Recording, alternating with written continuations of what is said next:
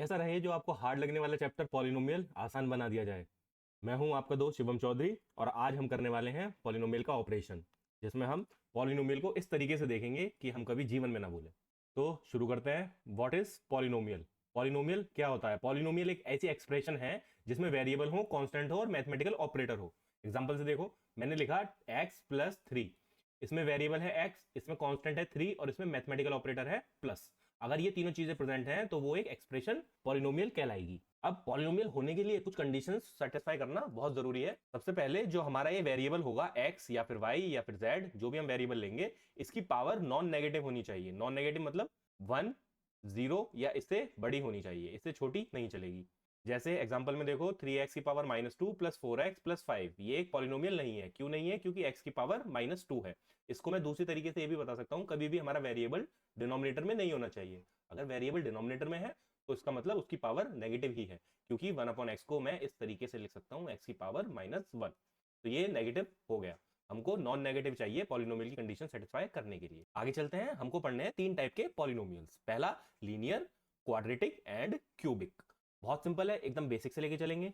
सबसे पहले आते हैं लीनियर पॉलिनोमियल। लीनियर पॉलिनोमियल वो पॉलिनोमियल है जिसकी डिग्री 1 होगी। Standard form ax plus b की होगी एंड मैक्स जीरोस 1 होंगी। अब ये जीरोस क्या होती हैं और ये डिग्री क्या होती है, पहले इन पे ध्यान दीजिए। डिग्री क्या है? अगर मैंने एक पॉलिनोमियल लिखा x plus 2 is equal to 0, इसमें आप ध्यान दीजिए कि जो x है हमारा, ये वेरिएबल है, तो इसकी पावर 1 है। जो हमारे वेरिएबल की हाईएस्ट पावर होगी वही उसकी डिग्री होगी। वेरिएबल की highest power, variable highest power is known as degree. मैं और कुछ पॉलिनोमियल लिख रहा हूं, आप मुझे इसमें डिग्री बताएंगे।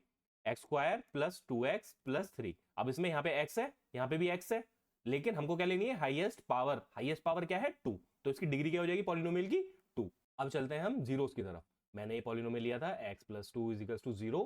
अब इस पॉलिनोमियल में मुझे x की वैल्यू फाइंड आउट करनी है, तो मैं प्लस वाली वैल्यू को इधर ले जाऊंगा, माइनस में हो जाएगा वो, तो x इज इक्वल टू -2। यहां से मुझे देखकर पता चल रहा है कि x की वैल्यू 1 निकल के आई है, जिसको बोलते हैं हम -2।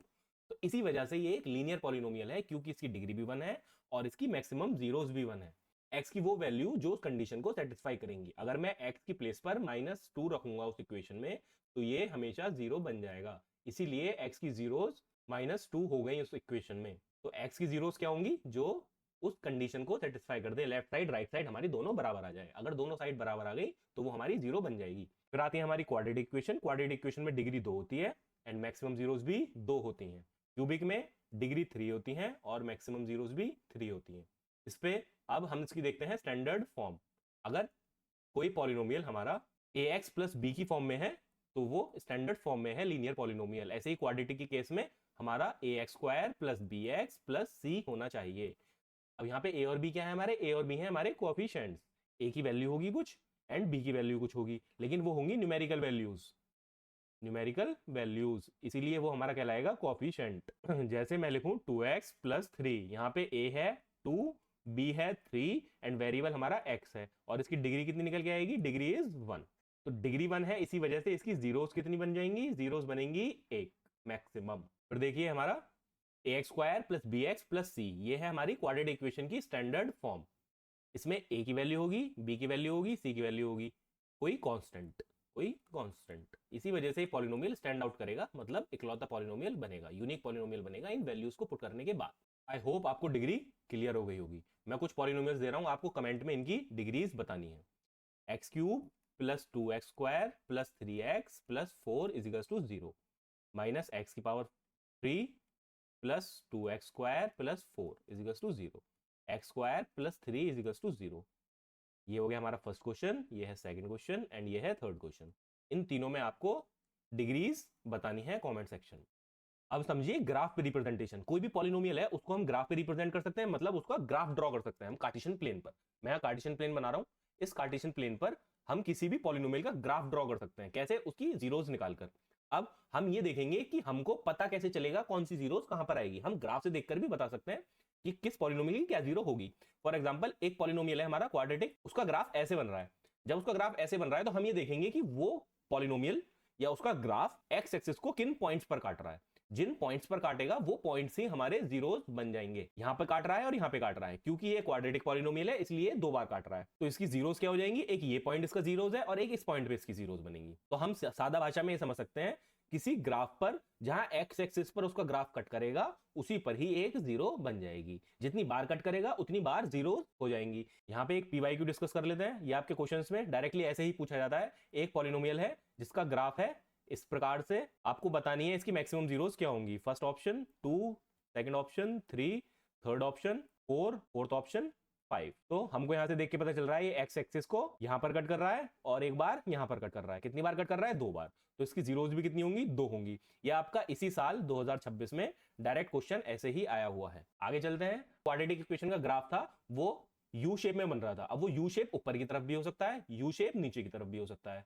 अगर वो यू शेप ऊपर की तरफ होगा तो उसका मतलब ए की वैल्यू 0 से बड़ी है, और अगर जो पैराबोला बना है, यू बना है, वो नीचे की तरफ होगा तो वो ए की वैल्यू 0 से छोटी है। ए मैं आपको पहले डिस्कस कर चुका हूं, ax² plus bx plus c is equal to 0। इसमें ये ए की वैल्यू हम चेक करेंगे, अगर वो 0 से बड़ी आ जाएगी तो वो पैराबोला ऊपर की तरफ खुलेगा, और 0 से छोटी आ जाएगी तो पैराबोला नीचे की तरफ खुलेगा। क्यूबिक पॉलिनोमियल का थोड़ा देख लेते हैं। क्यूबिक पॉलिनोमियल में हमारा जो कर्व बनता है वो बनता है एस शेप का। किस शेप का, एस। इसका रीजन क्या है कि हमारे 3 बार वो एक्स एक्सिस को काटेगा। जब 3 बार एक्स एक्सिस को काटेगा तो वो कुछ इस टाइप से बन जाएगा।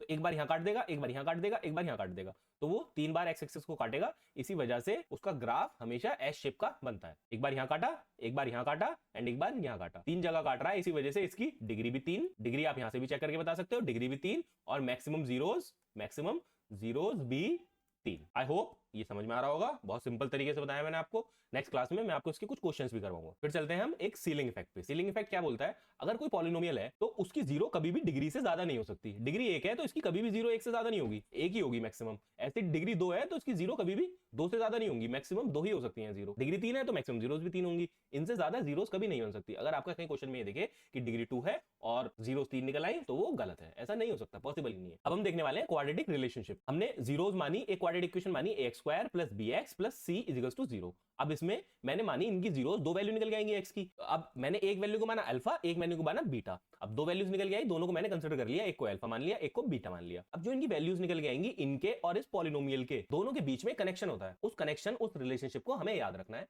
वो होता क्या है, अगर मैं दोनों जीरोस जो निकल के आई हैं उनको ऐड करूंगा तो वो हमेशा होंगे माइनस b/a के बराबर। ये b और a मैंने स्टैंडर्ड फॉर्म से आपको दो बार बता चुका हूं, एक बार और देख लीजिए। a ये रहा कोएफिशिएंट एंड b ये रहा, इनकी वैल्यूज पुट करेंगे, लेकिन ध्यान रखना है कि हमारा पॉलिनोमियल हमेशा स्टैंडर्ड फॉर्म में होना चाहिए। अल्फा प्लस बीटा को जोड़ा minus b/a, alpha and beta की मल्टीप्लाई करी c/a। यहां से हमको देखकर पता चल रहा है कि अगर उनको ऐड करेंगे हम जीरोस को तो माइनस b/a आना चाहिए, और मल्टीप्लाई करेंगे तो c/a आना चाहिए। यहां से आप वेरीफाई भी कर सकते हैं कि उसकी जीरो सही है या गलत है। यहाँ पे हम एक क्वेश्चन ले लेते हैं जिस क्वेश्चन से आपको और ज्यादा क्लियर होगा। मैंने मान लिया एक polynomial x² minus 4x plus 3 is equal to 0। इसकी x की वैल्यूज निकालेंगे, x² माइनस 3 प्लस 1। ये मैं वैल्यूज निकाल रहा हूं मिडिल स्प्लिट से। अगर किसी बच्चे को मिडिल स्प्लिट नहीं आता है तो वो इस वीडियो के लास्ट में मैं पिन कर दूंगा, या फिर आप मेरे चैनल पर जाकर वीडियो देख सकते हैं, जो मैंने 4-5 मिनट में आपको बहुत इजी तरीके से बताया हुआ है कि मिडिल स्प्लिट कैसे निकालेंगे। उसके बाद मुझे नहीं लगता आपको मिडिल स्प्लिट में दिक्कत आएगी। तो यहाँ पे देखिए, हमने बीच में, मैं एक बार रिकॉल यहाँ पे भी करवा देता हूँ, बीच में हमारा 4 था एंड यहाँ पे 3 था। हमें मल्टीप्लाई में 3 लाना है, प्लस करके 4 लाना है। हमने इसकी मिडिल स्प्लिट कर लिया, x² minus 3x minus x plus 3 is equal to 0। यहाँ से देखकर पता चल रहा है x कॉमन आ गया, x माइनस 3, इधर -1 कॉमन आ गया, x माइनस 3। यहां से देखकर ये पता चल रहा है कि हमारी एक x की वैल्यू 3 आ गई एंड एक x की वैल्यू 1 आ गई। इस वाली को हम अल्फा मान रहे हैं, इस वाली को हम बीटा मान रहे हैं। आप रिवर्स भी कर सकते हो, इसको अल्फा मान सकते हो, इसको बीटा मान सकते हो, कोई इशू नहीं है। लेकिन आपको फिर उसी हिसाब से पुट करनी है वैल्यूज जो आप मानेंगे। एक बार मान ली, उसी को ही पूरे इक्वेशन में यूज करेंगे। तो अब यहां से क्या पता चला हमें, अल्फा की वैल्यू 3 है, बीटा की वैल्यू 1 है। इन दोनों को ऐड कर दूं, क्या आ गया 4। अब इधर साइड हम माइनस b/a की वैल्यू पुट करेंगे। माइनस b/a क्या है, b की वैल्यू देखिए यहां से, इससे कंपेयर करिए इसको, x² minus 4x plus 3 is equal to 0। इसको कंपेयर करिए ax² से प्लस bx से प्लस c से इज इक्वल टू 0। यहां से हमें देख के पता चल रहा है कि b की वैल्यू है माइनस, a की वैल्यू है 1, b की वैल्यू है -4, c की वैल्यू है 3। यहां से मैंने पुट करी -4। माइनस यहाँ फॉर्मूले का माइनस लिया एक, और एक माइनस ये जो यहाँ पे क्वेश्चन में आया हुआ है b की वैल्यू में है, अपॉन a क्या है 1। यहां से देखकर क्या पता चलता है हमको के 4 is equals to minus minus plus हो जाएगा 4। यहाँ से लेफ्ट साइड और राइट साइड इक्वल आ गई, इसका मतलब ये दोनों ये इक्वेशन वेरीफाई हो रही है। आई होप आपको ये क्लियर होगा। एक पॉलिनोमियल मैं आपको घर के लिए दे रहा हूँ, आपको इसकी जीरोस निकालकर मुझे बतानी है। X square minus 15। अगर कोई क्वेश्चन इसमें जो मैं आपको होमवर्क के लिए दे रहा हूँ ना हो तो मुझे कमेंट सेक्शन में बता देना, मैं आपको नेक्स्ट वीडियो में उसको इंक्लूड कर दूंगा। फिर आते हैं हमारी क्यूबिक की रिलेशन। जैसे क्वाड्रेटिक में रिलेशन होती है ऐसे ही क्यूबिक में रिलेशन होती है। अब क्यूबिक में जब 3 जीरोस हैं तो मुझे अल्फा बीटा तीसरी माननी पड़ेगी गामा। तो मैंने अल्फा मानी, दूसरी बीटा मानी, तीसरी गामा मानी। अब इसकी स्टैंडर्ड फॉर्म क्या होती है? A X cube plus B X square plus C X plus D.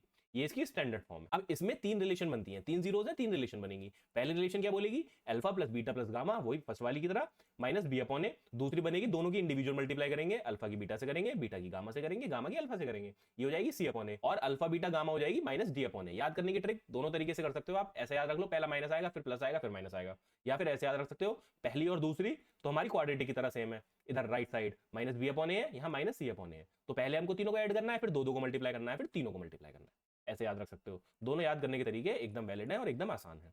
पहले हमने तीनों को ऐड करा, माइनस बी अपॉन ए आ गई। फिर हमने इंडिविजुअल दो को मल्टीप्लाई करा, सी अपॉन ए आ गई। तीनों को मल्टीप्लाई करा, माइनस डी अपॉन ए आ गई। ठीक है, आगे चलते हैं। मिडिल स्प्लिट जो मैंने आपको दूसरी वीडियो में बनाई है इसमें भी थोड़ा सा देख लीजिए। मिडिल स्प्लिट कैसे करेंगे? हमने पॉलिनोमियल लिया x square plus 7x plus 10। अब मुझको इसको बीच में 7 को ऐसे डिस्ट्रीब्यूट करना है, 7 को प्लस में या फिर माइनस में ऐसे डिस्ट्रीब्यूट करना है कि वो फैक्टर्स बने 2 लेकिन मल्टीप्लाई करके 10 आए। फॉर एग्जांपल मुझे ऐड करके या माइनस करके 7 आना चाहिए और मल्टीप्लाई करके 10 आना चाहिए। अब ऐड करें या सब्ट्रैक्ट करें कैसे पता चलेगा? हम पीछे वाला साइन देखेंगे। साइन देखिए, प्लस है या माइनस है? प्लस है, तो मुझे प्लस करके 7 आना चाहिए, मल्टीप्लाई करके 10 आना चाहिए। ऐसे 2 नंबर्स बताओ जो प्लस करके 7 आए, मल्टीप्लाई करके 10 आए। आपको ये हिडन ट्रायल से आराम से कर सकते हो, जिसमें हमको ये बताना है जो प्लस करें 7 आ जाए, मल्टीप्लाई करें 10 आ जाए। अब देखो मैं लेता हूं पहले 3 और 4। 3 और 4 लिया, प्लस करके तो 7 आ रहा है, लेकिन अगर मैं मल्टीप्लाई करूं 3 4 जा तो ये 12 बन जा रहा है। मेरी कंडीशन सेटिस्फाई नहीं हो रही, मुझे चाहिए मल्टीप्लाई में 10। मल्टीप्लाई करके 10 आए, प्लस करके 7 आए। दूसरे ले लो 2 और 5 लेके देखो, 2 और 5 प्लस कर रहे हैं 7 आ रहा है, लेकिन मल्टीप्लाई कर रहे हैं जब तो भी 10 आ रहा है। मेरी कंडीशन सेटिस्फाई हो गई। 2 और 5 इसके मिडिल स्प्लिट के फैक्टर्स हो जाएंगे। अब मेरे को इनको पुट करना है 7 की प्लेस पर। मैंने 7 की प्लेस पर इनको पुट करा। मैंने लिखा x square plus 5 plus 2 x plus 10। मैंने स्प्लिट करा, ये इक्वेशन आ जाएगी हमारी x square plus 2x plus 5x plus 10। अब मैंने यहाँ से कॉमन लिया, दो के पेयर में कॉमन ले लेंगे। यहाँ से स्टार्टिंग के दोनों में से कॉमन देखिए क्या आ रहा है? x कॉमन आ रहा है। मैंने x कॉमन ले लिया। जब मैंने x कॉमन लिया तो इस फॉर्म में बन गया x प्लस 2। अब दो बाकी पीछे के दोनों में देखो, इन दोनों में क्या कॉमन आ रहा है? 5 कॉमन आ रहा है। मैंने 5 कॉमन ले लिया, x plus 2 is equals to 0। यहां से मेरे को पता चल गया कि इनके दोनों फैक्टर्स बन गए x प्लस 2 और x प्लस 5। ये फैक्टर्स हैं, मतलब इनको मैं जब इससे डिवाइड करूंगा तो पूरा पूरा डिवाइड हो जाएगा। जैसे मैं 10 के लूं तो 10 के 2 और 5 फैक्टर्स होते हैं, तो 10 को जब मैं 2 से डिवाइड करूंगा पूरा डिवाइड हो जाएगा, 5 से डिवाइड करूंगा पूरा डिवाइड हो जाएगा। ये मैं आपको फर्स्ट चैप्टर की वीडियो में बता चुका हूं, उसमें चेक कर लेना। यहाँ पे भी मैंने आपको क्लियर कर दिया है। 10 को हमने जब 2 से डिवाइड करा तो पूरा कंप्लीटली डिवाइड हो गया, रिमाइंडर 0 आ गया। ऐसे 5 से जब डिवाइड करा तो रिमाइंडर 0 आ गया। दोनों केसेस में रिमाइंडर 0 आ रहा है, इसी वजह से ये दोनों इसके फैक्टर्स हैं। ऐसे ही सेम पॉलिनोमियल में होता है। जब x प्लस 2 फैक्टर है, x प्लस 5 भी फैक्टर है, तो ये पूरा इस इक्वेशन को पूरा पूरा डिवाइड करना चाहिए, तभी तो वो फैक्टर है। ठीक है, अब यहाँ से इन फैक्टर से हम इनकी जीरोस निकालेंगे। जीरोस कैसे निकालेंगे? x प्लस 2 को 0 के बराबर रखकर, और यहाँ से x की वैल्यू आ गई -2, एक फैक्टर आ गया -2। ऐसे ही हम दूसरा फैक्टर निकाल सकते हैं, x प्लस 5 को रख के, वो आ गई -5। दोनों जीरोस आ गई। यहाँ से फिर आप सम वेरीफाई कर सकते हैं, alpha plus beta, multiply verify कर सकते हैं, अल्फा इनटू बीटा। अभी जो फैक्टर वाली बात बताई वो हमारी इस कंडीशन को सेटिस्फाई करेगी। जैसे मेरा एग्जांपल था ये x square plus 7x plus 10, मैंने इक्वेशन ली थी। अब ये इक्वेशन को मैं, ये हो गया हमारा डिविडेंड, पिछली वीडियो में बता रखा है आपको, ये है डिविडेंड। अब मेरे को लेना है डिवाइजर, मैंने लिया डिवाइजर। डिवाइजर है मेरा x प्लस 5, क्योंकि ये फैक्टर था। मैंने क्या लिया? x प्लस 2, ये दोनों के फैक्टर हो गए। अब रिमाइंडर क्या आएगा? Reminder is 0। रिमाइंडर 0 क्यों? क्योंकि मैंने इन दोनों की जब मल्टीप्लाई करी तो यही बन जाएगा। अब ये डिवाइजर हो गया, ये क्वोशिएंट हो गया हमारा। तो quotient is qx, divisor is gx। यहां से मुझे क्या पता चला? px is always equals to gx multiply qx plus r। ये बहुत सिंपल है, वही हमारी डिवीजन एल्गोरिथम में लगी हुई है, डिवाइडेंड इज इक्वल्स टू 0। इसकी बतानी है आपको मुझे कमेंट सेक्शन में जीरोस निकालकर। Divisor multiply quotient plus remainder, बिल्कुल सेम वही बात लिखी हुई है। जैसे मैं 10 को लिख सकता हूँ, 10 is equals to 2 into 5 plus 0, ऐसे लिख सकता हूँ। बिल्कुल 12 को लिख सकता हूँ, 12 को लिख सकता हूँ 2 इंटू 6 प्लस 0। ऐसे ही यही तरीके से हमने इस चीज को लिखी है। कैसे लिखी है? X square plus 7x plus 10 is equals to x plus 5 multiply x plus 2 plus 0। ठीक है, तो ये हमारी डिवीजन एल्गोरिथम से ही निकल के आई है ये बात। ये आपको एग्जाम में बहुत इस्तेमाल होने वाली है। मैं आपको जब क्वेश्चंस कराऊंगा आपको जब समझ में आएगा कि ये कितनी हेल्पफुल है। अभी जो मैं आपके लिए बता रहा हूँ ये आपको सब याद रखना है। एक बार रिवाइज करवा देता हूँ क्या क्या पढ़ा है हमने अभी तक। डिग्री रूल, डिग्री अगर n है तो मैक्सिमम n ही जीरोस होंगी। डिग्री 3 है, जीरोस 3 होंगी। डिग्री 2 है, जीरोस 2 होंगी। डिग्री 1 है, जीरोस 1 होंगी। इससे ज्यादा नहीं हो सकती, डिग्री से ज्यादा जीरोस नहीं हो सकती। फिर हमने क्वाड्रेटिक लिमिट्स देखी थी, क्वाड्रेटिक में कैसे निकालते हैं? अल्फा बीटा का सम, प्रोडक्ट। ऐसे ही हमने क्यूबिक में देखा था, सम पेयर सम और प्रोडक्ट। पेयर सम यहाँ पे alpha beta plus beta gamma plus gamma alpha, इसकी बात हो रही है, ये पेयर सम कहलाता है। इस पेयर सम की वैल्यू देखी थी एंड प्रोडक्ट की वैल्यू देखी थी। तो आज की वीडियो के लिए इतना ही, और अगर आपको वीडियो अच्छी लगी हो तो please do subscribe my channel and give a thumbs up. और हाँ, इस वीडियो के जो आपके सारे कॉन्सेप्ट हैं या प्रैक्टिस क्वेश्चंस हैं वो मैं आपको टेलीग्राम पे चैनल पर डाल दूंगा। प्लीज मेरा टेलीग्राम चैनल ज्वाइन करें, जहाँ से आपको रेगुलर प्रैक्टिस क्वेश्चंस मिलते रहे और आपकी प्रैक्टिस बनी रहे। एक बात और, बहुत बच्चे कंफ्यूज होते हैं एनसीईआरटी से पढ़े या रेफरेंस बुक से पढ़े, तो मैं आपका वो छोटा सा डाउट इसी वीडियो में क्लियर कर देता हूँ। एनसीईआरटी आपको कोर बुक की तरह इस्तेमाल करनी है, पहले आपको एनसीईआरटी ही कंप्लीट करनी है। जब आपकी एनसीईआरटी कंप्लीट हो जाएगी, एनसीईआरटी के सारे क्वेश्चंस आप खुद से कर पाएंगे, एनसीईआरटी के सारे कॉन्सेप्ट समझ चुके होंगे, उसके बाद आपको रिफ्रेशर पे जाना है। ऐसा नहीं करना है कि एनसीईआरटी को छोड़कर डायरेक्ट आप रिफ्रेशर पढ़ने बैठ जाएं, क्योंकि सिलेबस ज्यादा होता है, आप कंफ्यूज हो जाएंगे, इधर से उधर भागेंगे और फिर यूट्यूब पे परेशान होंगे। इसलिए मैं आपका दोस्त शिवम चौधरी आपके लिए ऐसी वीडियोस लाता रहूंगा जिससे आपको गाइडेंस मिलती रहे और आपकी पढ़ाई बढ़िया चलती रहे। Thank you. आज की वीडियो में इतना ही, मिलते हैं नेक्स्ट वीडियो पे।